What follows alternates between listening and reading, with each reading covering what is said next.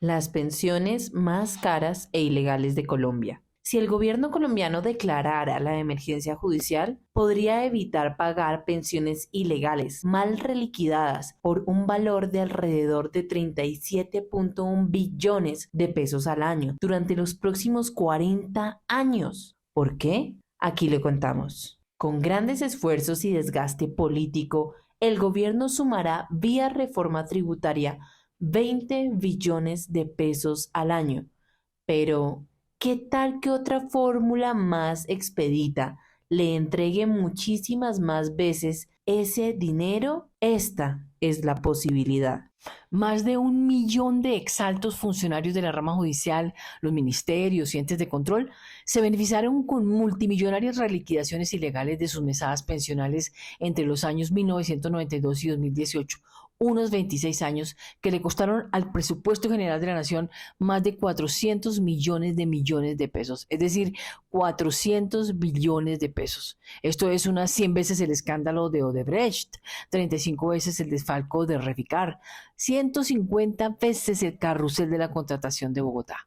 La sentencia de la consejera de Estado Dolly Pedraza de Arenas en 1992 confundió a la gente sobre la forma de liquidar las pensiones y dio privilegios por encima de la ley incluso a ella y sus compañeros de la alta corporación de justicia, con jugosas reliquidaciones sin fundamento legal, así como exaltos funcionarios de la Fiscalía General de la Nación, Contraloría General de la República, Cortes Suprema de Justicia, Constitucional y Consejo de Estado, Registraduría Nacional del Estado Civil, Antigüedades, el IMPEC, los entes de control como la Procuraduría General de la Nación y los ministerios. Luego de 2 décadas de investigación, así lo sustenta el abogado especialista en Derecho Laboral, Finanzas Públicas y en Supervisión y Control del Sector Financiero, Freddy Rolando Pérez Huertas, autor de varios libros sobre el tema y quien en la actualidad adelanta 2 procesos en la Comisión de Acusaciones de la Cámara de Representantes para buscar que le sean reparados al Estado colombiano los recursos que injustamente pagó y se frene el desangre que aún continúa. El jurista perteneció al equipo de abogados que defendió a Cajanal de miles de tutelas que exigían reliquidaciones ilegales. Es muy grave lo que hizo el Consejo de Estado entre los años 1992 a 2018. ¿Qué pasó? En el 2000, en la sentencia de la doctora Dolly Pedraza de Arenas, abrió el boquete porque fusionó o amplió el concepto de salario o piramidizó las prestaciones sociales. Pérez Huertas ha ido a múltiples oficinas, despachos, juzgados, cortes, defensoría y procuraduría sin que se le escuche, porque a quienes trata de alertar pertenecen a las entidades que se beneficiaron con semejante desfalco a la nación. El suscrito ha denunciado penalmente a toda la jurisdicción contencioso administrativa de la sección segunda, a todos los magistrados y a los jueces administrativos, porque todos se pusieron de acuerdo para pulverizar la Constitución y la ley en ese punto de las pensiones. Su jefe en Cajanal, Rafael Jiménez, lo ratifica. Y además la presión judicial fue muy grande. Incluso tuvimos acciones de cumplimiento por parte de una funcionaria de la Procuraduría que la puso en su carácter de procuradora. Ella también era beneficiaria de los fallos judiciales. Entonces puso una acción de cumplimiento para obligar a Cajanal a cumplir, no solo los fallos individuales. Y nos tuvimos reuniones en la judicatura, donde los magistrados de la judicatura también decían lo mismo, que tocaba que Cajanal cumpliera los fallos, o sea que no podían desconocer una jurisprudencia uniforme. Entonces la presión judicial que se llevó a la caja fue bastante alta. Y discutimos con la juez de acción de cumplimiento en esa época. Entonces le decía, mire, doctora, el problema es que usted lo ve pequeño. Usted ve que cada reajuste puede ser de millón y medio, 300.000 pesos, pero súmelo por el número de funcionarios y mire el impacto. Entonces la propia juez le dice a la procuradora, tiene razón, nosotros en la rama somos 30.000 personas, más los pensionados, súmelos de la Contraloría, la Procuraduría, todo el mundo que está en esa situación y el volumen y el impacto financiero para el gobierno es violento. Pérez y Jiménez, coordinadores de la Defensa Judicial de la Caja Nacional de Previsión Social, Cajanal, que liquidaba y pagaba las pensiones de los funcionarios del Estado, enfrentaron una andanada jurídica contra esa entidad. perdieron en los estrados judiciales contencioso administrativos todo el tiempo, porque quienes podían parar dicha injusticia se beneficiaban de la misma, eran juez y parte. Por otra parte, también se pasó un número increíble de tutelas que originó un arresto increíble para el gerente de la caja de esa época. Eso parecía casi una condena superior a la de un delincuente. Yo me acuerdo que nos tocó meter una tutelas en masa para defenderlo porque las tutelas contra él eran un número, no le puedo contar el número. Nosotros alcanzamos a meter 1000 tutelas a favor de él para defenderlo las tutelas, porque era de una cuestión completamente absurda. Otro grupo de abogados, por el contrario, se habría dedicado a asfixiar a Cajanal al ayudar a ese millón de funcionarios del Estado a sus reliquidaciones, amparadas en sentencias del Consejo de Estado que se pasaban por encima de la ley. Cajanal liquidaba y hacía las cosas bien, mientras que toda la jurisdicción contencioso administrativa en cabeza del Consejo de Estado y de la sección segunda pulverizaron la normatividad, de distorsionar el concepto de salario, el concepto de prestación social, el concepto de régimen de transición, la concordancia entre el ingreso base de cotización, que debe ser los mismos rubros del ingreso base de liquidación. Todos estos fallos del Consejo de Estado pulverizan ese principio de la sostenibilidad presupuestal y eso es lo que ha hecho que el gobierno tenga que subsidiar las pensiones del sector público, que es algo muy grave y que realmente, digamos, las personas más comprometidas del Ministerio de Hacienda en el sector de pensional nunca tomaron ya decisiones o medidas de control como denunciar penalmente. Bueno, con el tema de los abogados, ¿qué encontramos?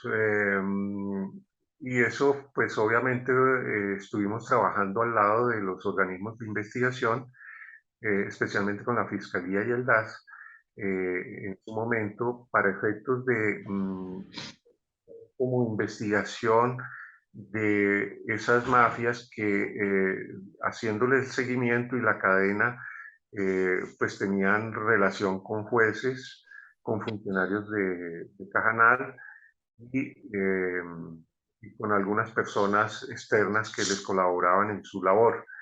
Augusto Moreno fue encarcelado varios años por negarse a cumplir miles de tutelas ilegales. Enfermó del corazón y hoy, más de una década después, aún paga multas de su propio bolsillo. La injusticia de las injusticias.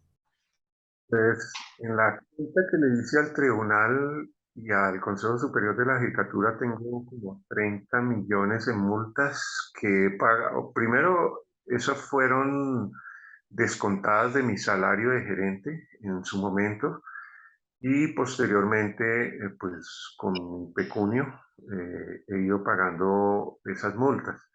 Eh, eso, solamente con mis recursos personales, no. ¿Y eso puede ascender a cuánta plata más o menos ha hecho una valoración? Sí, estamos hablando con interés y todo, unos 50 millones adicionales. Ahorita en este momento, lo que pasó fue que tenía cientos de miles que después se bajaron a cientos y al final me quedaron más de una decena de multas que logré rebajar, pero no obstante la parte de los intereses moratorios es lo que más me complica porque es más del 50% de lo que se adeuda. La orden de arresto que me proferían los jueces van aparejadas de multa. Entonces, si no tenía fundamento la orden de arresto, pues queda sin piso la multa. Este es como el fundamento de mi defensa en este momento. Fue tal la persecución a Moreno Barriga que entre los consejeros de Estado se encontraba Alejandro Ordóñez, quien luego fue procurador y lo destituyó por defender al Estado colombiano. Contrario al Consejo de Estado, la Sala Laboral y la Plenaria de la Corte Suprema de Justicia se ciñeron a la ley. Pero en los estrados judiciales ganaban los abogados que se escudaban en las sentencias ilegales del Consejo de Estado. En 2012, los ministros de Hacienda Juan Carlos Echeverry y de Trabajo Rafael Pardo pusieron el dedo en la llaga, dejaron en evidencia el choque de trenes entre las altas cortes. En una solicitud de insistencia de un fallo de tutela que interpuso el Instituto de los Seguros Sociales contra el Tribunal Administrativo de Cundinamarca, solicitaron a la Corte Constitucional que emitiera una sentencia que unificara urgentemente el criterio a favor de la ley. Cartas firmadas por ministros de Trabajo, ministros de Hacienda, en este caso el doctor Rafael Pardo cuando fue ministro de Trabajo y el doctor Juan Carlos Echeverri cuando fue ministro de Hacienda, hicieron una carta conjunta en la que ponen el dedo en la llaga diciendo y mostrando la total distorsión entre los fallos que produce el Consejo de Estado y los fallos que produce la Corte Suprema de Justicia. Entonces, desde este momento puedo decir que los fallos de la Sala Laboral de la Corte Suprema de Justicia están totalmente ajustados a la Constitución y a la ley, mientras que los fallos del Consejo de Estado están totalmente distorsionados, incumpliendo las nociones de salario, de prestación social, de régimen de transición y de los factores salariales. Según Echeverri y Pardo, dos conceptos generaban tamaño choque de trenes. El primero es el llamado ingreso base de cotización IBC, que incluía factores de salario. Para la Corte Suprema de Justicia era explícitamente los consagrados en la ley y solo se puede pagar por lo que la persona cotizó con base en su salario, como los demás trabajadores colombianos. Pero para el Consejo de Estado, esto incluía prestaciones sociales, desconociendo la sentencia de la Corte Suprema de Justicia, que habla de los factores legales que componen una prestación social. Iniciaron el Consejo de Estado y ahí vino luego una cadena y todos los jueces comenzaron a fallar de la misma manera. A mí yo hacía un paralelo y decía, pues sin ánimo de sindicar a los jueces de actuar de mala fe, pero así como por ejemplo a los congresistas se les impide legislar en nombre propio, de cierta forma los jueces también, porque estos fallos los beneficiaban indirectamente a ellos en la medida en que se iban a beneficiar de esas mismas pensiones. Entonces pienso que había cierta labor, debió haber sido como en cabeza de conjueces, se me ocurre a mí algo así, porque estos fallos los iban a beneficiar directamente a ellos. Y en la medida en que hicieran reiterados, pues estaban generando un criterio uniforme de vía jurisprudencial que incluso llegó a asustar a los funcionarios de la Caja porque me comentaban que llegaron al extremo de amenazarlos con que ya no era interpretación, sino que, como eran reiterados, si no se adoptaban a ellos incurrían en un prevaricato. Según Pérez, el gran responsable es el Consejo de Estado, que desde 1992 violentó los conceptos de salario, prestación social, monto, pensión, régimen de transición, para beneficiarse a ellos mismos, mimetizándose con ese millón de pensionados a quienes ayudaron a reliquidar sus pensiones, pasándose por encima de la Ley 33 de 1985 y de la Ley 100 de 1993, desfalcando las finanzas públicas. Una regla básica de las pensiones es que las pensiones se forman sobre el salario, sobre los factores salariales, y ninguna prestación se puede crear sobre otra prestación, porque eso se llama piramidizar las prestaciones sociales, y que fue lo que sucedió en Foncolpuertos. Para calcular una prima le metían otras primas, entonces eso rompe totalmente las finanzas de un Estado. Inicialmente Cajanal las ha liquidado sobre la base de los salarios y con todo lo que se consideraba salario, y era sobre lo cual la persona hacía los respectivos aportes.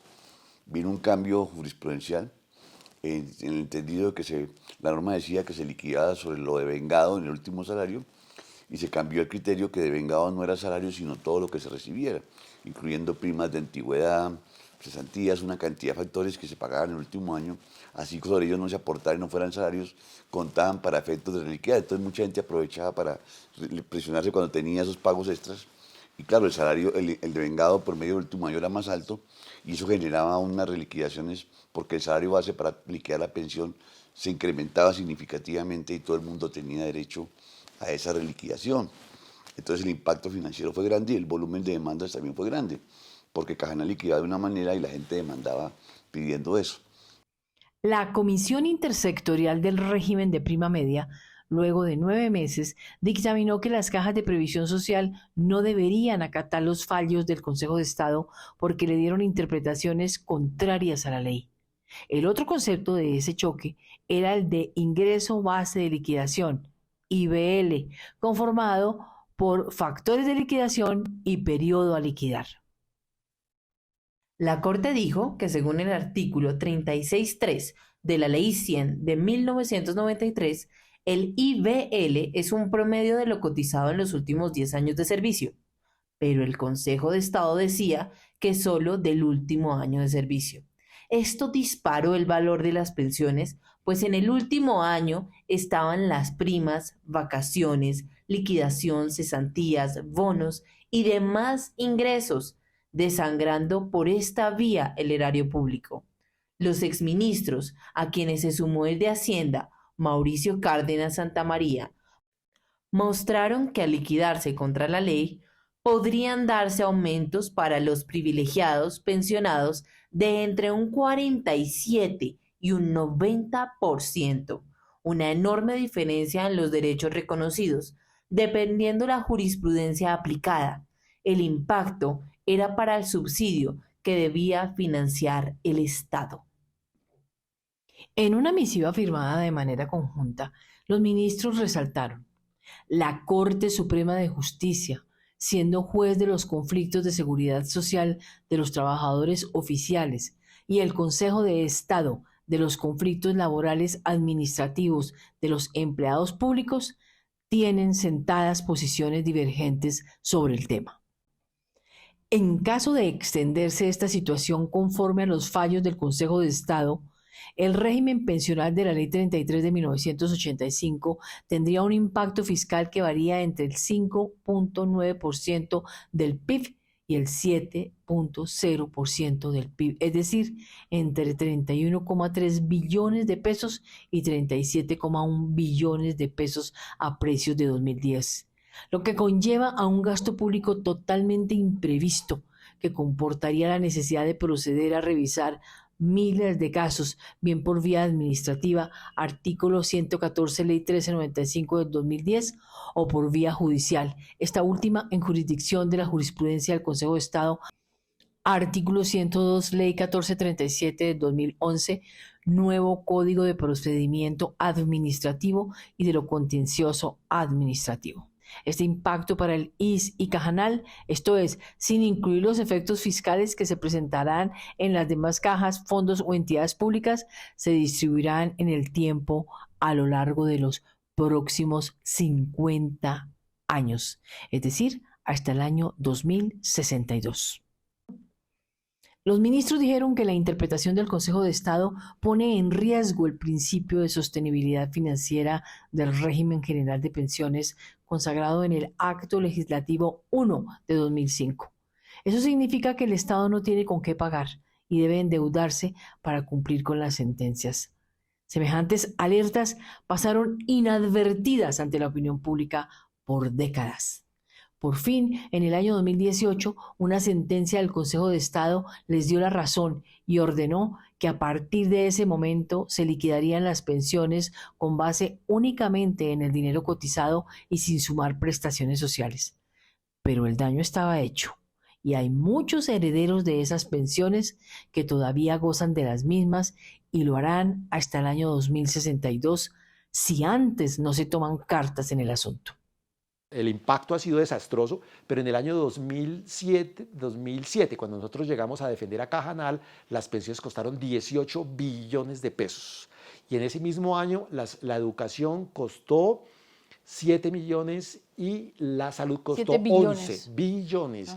Y la salud costó 11 billones, o sea que los pensionados gastaron una cifra igual a la sumatoria de los gastos en salud y en educación, o sea que esto es un absurdo total y la consecuencia práctica es que las actuales pensiones están infladas del sector público, están infladas entre un 36 a un 45%. En la rama judicial, resumiendo, en general, algunos abogados y jueces y magistrados que pretendían pensionarse con base en el último salario o lo devengado en el último año, tema que no estaba contemplado en la norma, nosotros hicimos una valoración con estadísticos y con funcionarios del Ministerio de Hacienda y logramos